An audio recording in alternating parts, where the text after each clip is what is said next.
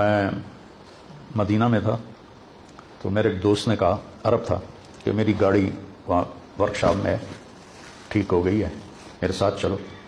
تو وہ گاڑی تم چلا لینا، میں یہ چلا کہ تم پھر واپس مولانا سعید خان صاحب کی رہائش گاہ پر ہم ٹھہرے ہوئے تھے۔ میں نے کہا مجھے یہ جو لیفٹ ہینڈ ہے یہ مجھے چلانی، میں نے کبھی چلائی نہیں، تو کوئی ٹکر نہ ہو جائے۔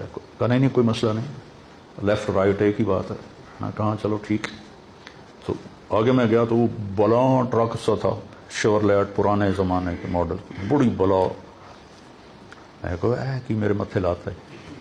خیر ہم نکلے تو ایک چوک سے ہم کراس کرنے لگے تو ایک بدو نے گاڑی نا، اس کا اشارہ بند تھا لیکن اس نے گاڑی کافی آگے کھڑی کر دی، جیسے ہمارے یہاں موٹر سائیکل والے بالکل آگے جا کے کھڑے ہو جاتے ہیں اشارے کی، تو اس نے گاڑی آگے نکال لی۔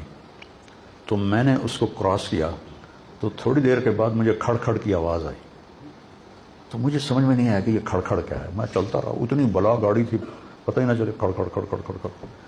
اتنے میں نے دیکھ گاڑی نے شاں کر کے مجھے پار کیا اور میرے آگے آ کے بریک لگا دی۔ بریک لگائی تو اس میں وہ بدو، اس کو میں نے دیکھ لیا تھا، وہ آگے اس سے میں کہا کچھ ہو گیا۔ کیا ہوا تھا کہ میری گاڑی کا کونا اس کی گاڑی کے بمپر کو لگا۔ اس کی گاڑی تھی چھوٹی سی، میری گاڑی جہاز تھی۔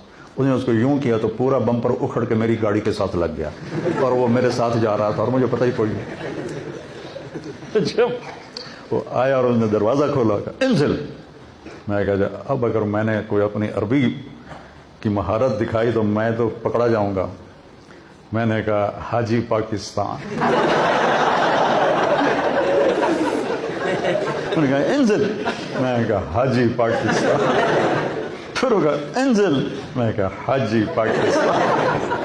تو وہ ہنسنے لگا، کہنے لگا روح۔